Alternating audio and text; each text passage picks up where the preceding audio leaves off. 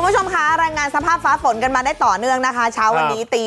5:52 นาทีในแต่ละจุดแต่ละพื้นที่เนี่ยเป็นยังไงบ้างเดี๋ยวพาคุณผู้ชมไปดูที่อุทัยหน่อยเพราะว่าคุยตั้งแต่ตอนเปิดรายการคนเราเนาะถ้ามันจะกลัวอะไรจนถึงขีดสุดจริงๆอ่ะโอ้โห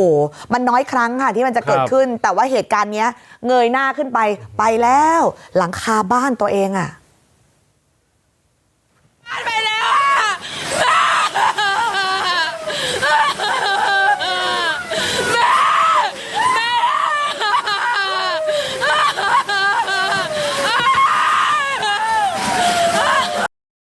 โอ้โหดูดิเสียงร้องแบบนี้เพราะว่าเงยขึ้นไปเนี่ยหลังคามันพัดมันปลิวไปแล้วค่ะคุณผู้ชมเหตุการณ์นี้แล้วดูลมด้านนอกอ่ะเห็นต้นไม้ที่มันไหวอยู่ไหมมันลู่ไปแบบคือคนที่เห็นเหตุการณ์ก็กลัวแล้วดูดิมันพะเยอพะยากลัวว่ามันจะปลิวหลุดไปมากกว่านี้หรือมันจะถล่มลงมาหรือเปล่านี่แหละเหตุการณ์ที่เกิดขึ้นเนี่ยค่ะเขาไม่ไหวแล้วจริงๆซึ่งคุณป้า60กว่าปีไม่เคยเจอเหตุการณ์แบบนี้เลยคุณป้าละเอียดเมฆฉายเจ้าของบ้านบอกว่าตอนแรกฉันก็ไม่คิดหรอกนะว่าพายุน่ะมันจะแรงขนาดนี้แต่ไอ้จังหวะที่พายุมันพัดกระหน่ำอ่ะลูกๆก็ตกใจกลัวตะโกนร้องเรียกไม่หยุดเลยจุดตรงนี้เนี่ยคุณผู้ชมอยู่ในพื้นที่บ้านทุ่งสำราญที่ตอนนี้ไม่สำราญแล้วสิคะอยู่ที่ตำบลตลุกดูอำเภอทับทันจังหวัดอุทัยธานีแล้วความแรงอ่ะหลังคาชาวบ้านปลิวไปคนในบ้านก็ทำอะไรไม่ถูกกรีดร้องด้วยความกลัวนะคะและความแรงของพายุนะพัดเอาต้นพยอมยักษ์อายุเป็น100 ปีหักโค่นมาทับควายแม่ลูกอ่อนคุณผู้ชมควายแม่ลูกอ่อนเนี่ยเป็นควายของนายสุนทรแสงผ่องวัย67 ปีที่เลี้ยงไว้ควายก็ขาหักได้รับบาดเจ็บเดินไม่ได้นอนซมอยู่กับที่แล้วก็กลายมาเป็นภาพขึ้นหน้าหนึ่งหนังสือพิมพ์ไทยรัฐวันนี้ด้วยนะคะเจ้าของควายบอกเลยบอกว่าเนี่ยเพิ่งจะสูญเสียภรรยาไปได้ไม่นานแล้วกลายเป็นว่าควายที่เลี้ยงเอาไว้ถือว่าเป็นสัตว์แสนรักก็มาได้รับบาดเจ็บจากพายุซ้ำไปอีกค่ะพามาดูหน่อยสิ2 ตัวนั้นมันหนีได้ตัวนึงแล้วก็ลูกแอน้อยตัวนึงครับมันน่าโมโหที่เมียก็มาตายบ้านก็มาพังควายก็เจ็บแม่เพิ่งตายไปเนี่ยยังไม่ได้หาแล้วยังไงก็บ้านก็มาพังควายก็มันทับควายอีกโอ้โหคุณผู้ชมเนี่ยเราเล่าไป2 จุดแล้วนะทั้งที่บ้านหลังคาปลิวไปแล้วก็ต้นพยอมยักษ์หักลงมาโค่นลงมาทับควายแม่ลูกอ่อนยังมีอีกค่ะแรงลมพายุเนี่ยหอบเอาหลังคาของอาคารเรียนไม้เก่าแก่ของโรงเรียนวัดเขาปฐวีซึ่งก็มีอายุการใช้งานแบบ80 กว่าปีจะ90 ปีอ่ะเฮ้ยหายไปทั้งแถบแบบนี้แล้วดูเสาธงเดี๋ยวงอเลยวันนี้วันที่4แล้วอ้าวอีกไม่ถึง2 อาทิตย์โรงเรียนเปิดแล้วเนี่ยคุณผู้ชมยังไงกันเนี่ยซึ่ง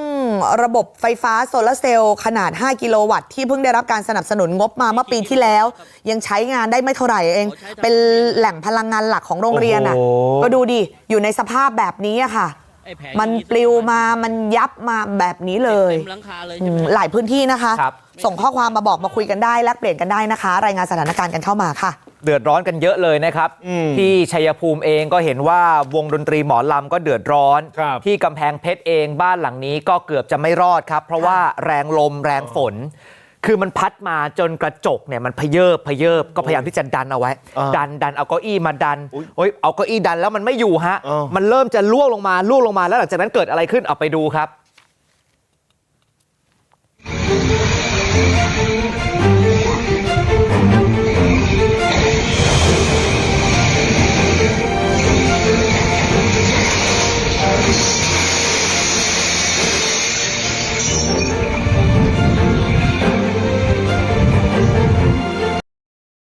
ทั้งแถบเลยครับนี่ฮะกระจกตรงจุดนี้นะครับบ้านหลังนี้อยู่ที่บ้านปางมะค่าอำเภอขานุวรลักษบุรีที่กำแพงเพชรครับ6 โมงเย็นเมื่อ2 พฤษภาคมครับลมฝนแรงมากกระหน่ำแรงโอ้โหดูสิเห็นไหมกลวยจราจรขยับปลิวมาแบบเนี้ย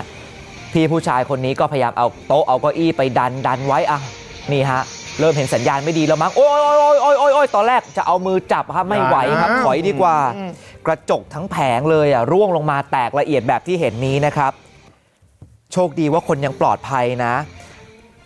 คุณธนรัตน์นครกันเจ้าของบ้านโพสต์คลิปนี้เพื่อเตือนภัยถึงความน่ากลัวของพายุฤดูร้อนนะครับที่กรมอุตุเขาบอกนะเตรียมพร้อมรับมือ 4-6 พฤษภาคมกำแพงเพชรเสร็จแล้วไปต่อที่ชัยภูมิครับเมื่อวานนี้ช่วงค่ำๆวัดบ้านกุดหัวลิงอำเภอบ้านเข้ามีงานบุญบั้งไฟคณะหมอลำวงเสียงสะกิดใจมาแสดงยังไม่ทันได้เริ่มมอบความสุขความสนุกเลยนี่เกิดเรื่องซะก่อนครับ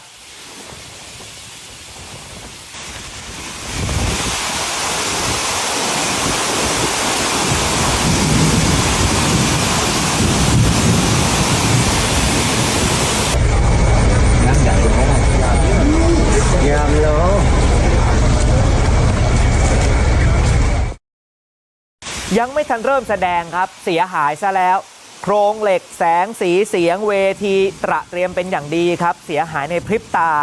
นั่งร้านลำโพงก็พังลงมากองกับพื้นนะครับแดนเซอร์หางเครื่องศิลปินนับร้อยชีวิตทิ้งข้าวทิ้งของหนีไปก่อนไปจุดที่ปลอดภัยเซฟชีวิตก่อนครับในท็อปธนาชัยหัวหน้าคณะหมอลำบอกว่าคือทำวงหมอลำมาทั้งชีวิตรอบนี้หนักที่สุดเลยทีมงานกำลังเซตวงเนี่ยฝนก็ตกลงมาตอนนั้นรอบหนึ่งแล้วนะครับรอบแรกมีลมยังไม่แรงมากผ่านไปสัก10นาทีครับเป็นลมหมุนมารอบทิศเลยคราวนี้หอบเอาลำโพงด้านข้างเวทีลอยขึ้นไปแล้วก็มีลมหมุนเนี่ยนะฮะมาจากด้านหลังเวทีฉากเวทีล้มลงมาครับโครงสร้างลำโพงด้านข้างเวทีก็เสียหายแต่ว่าถือว่ายังโชคดีนะครับไม่มีใครบาดเจ็บเหล่าหางเครื่องแดนเซอร์เองก็ช็อกตกใจบอกว่าโชคดีมากที่รีบหนีออกมาก่อนในตอนนั้นไม่อย่างนั้นอาจจะถูกไฟช็อตหรือไม่ก็โครงเหล็กทับตายได้ในพื้นที่อำเภอเมืองชัยภูมินะครับพายุก็ซัดต้นไม้ใหญ่ปิดทับถนนสายชัยภูมิห้วยชันเจ้าหน้าที่อบต.นาฝายครับนี่เอาเลื่อยยนต์ไปตัดต้นไม้ไปเคลียร์เส้นทางกว่า20นาทีจึงสามารถเปิดกลับมาให้วิ่งสัญจรได้ตามปกติครับโอ้ยคุณผู้ชมครับตอนนี้นะฝนแรกเนี่ยโอ้เกษตรกรดีใจบางคนปรับหน้าดินรอบางคนพร้อมนะจะใส่ปุ๋ยใส่อะไรแล้วปรากฏว่าที่โคราชโคราชนี่น้อยหนาอร่อยมากนะครับคราวนี้ฝนตกมันก็แค่ตกปล่อยๆนะมีเสียงฟ้าร้องนิดหน่อยไม่เป็นไรละมั้งออกไปใส่ปุ๋ยดีกว่าเอาออกไปก่อนพี่มันโล่งเกินเดี๋ยวมันลงมาอีกเอาเข้าลงข้างในก่อนโอ้ยนี่แหละครับคุณผู้ชมยาเด็ดขาดนะปล่อยก็ไม่ได้ยิ่งฟ้าแบบนี้ผมบอกเลยนะว่าน่ากลัวเนี่ยไอ้ฟ้าปื้นไปแบบนี้นะน่ากลัวครับไม่รู้ฟ้ามันจะผ่าลงมาตอนไหนกู้ภัยครับเข้าไปช่วยนายไพวันอายุ51ปีฟ้าผ่าเจ็บหนักแล้วครับในสวนน้อยหน่าที่ปักช่องโคราชโอ้ตรงนี้นะเป็นดินแดนน้อยหน่าเลยนะน้อยหน่าหนังอร่อยนะเขาว่านะแต่ผมไม่ค่อยชอบทานเท่าไหร่นะมันหวานแล้วเม็ดมันเยอะน้ำแข็งนะช่วยกันนะปั๊มหัวใจแต่ไม่เป็นผลคุณผู้ชมครับเป็นที่น่าเสียใจพอส่งโรงพยาบาลแล้วแต่ว่าพี่ไพวันแกเสียชีวิตในเวลาต่อมานะสอบสวนทราบว่าก่อนเกิดเหตุนะครับนายไพวันเนี่ยเป็นคนงานในสวนไปใส่ปุ๋ยต้นน้อยหน่านะครับกับเพื่อนอีกคนนึงฝนตกหยิมปล่อยคุณผู้ชมใช้คำไหนนะครับฝนตกหยิมปล่อยเนี่ยฟ้าร้องอยู่เดี๋ยวหึมสองคนวิ่งหาที่หลบครับจนมีเสียงฟ้าผ่าหันมาดูครับพี่ไพวันล้มลงซะแล้วนะเหตุการณ์นี้ก็รีบแจ้งคนมาช่วยนะครับส่วนสาเหตุเดี๋ยวต้องรอนะครับชันสูตรก่อนนะครับแม้ว่าเราจะรู้แหละแต่ว่าเป็นการเสียชีวิตผิดธรรมชาติก็ต้องให้นะครับผลพิสูจน์เป็นตัวชี้ว่าเสียชีวิตจากอะไรนอกจากนี้นะครับเจ้าหน้าที่ยังได้รับแจ้งเหตุฟ้าผ่านะครับเครื่องใช้ไฟฟ้านะปั๊มน้ำของชาวบ้านนะครับพังเสียหายหลายรายเลยนะครับมีฟ้านะครับแค่ได้ยินไม่ต้องเห็นมันผ่าแล้วครับถอดได้ถอดอะไรระเบิดถอดปลั๊กครับนะบางทีปิดสวิตช์ไม่พอนะคุณผู้ชมนะครับเดี๋ยวจะเสียหายเครื่องใช้ไฟฟ้าน่าเสียดายครับ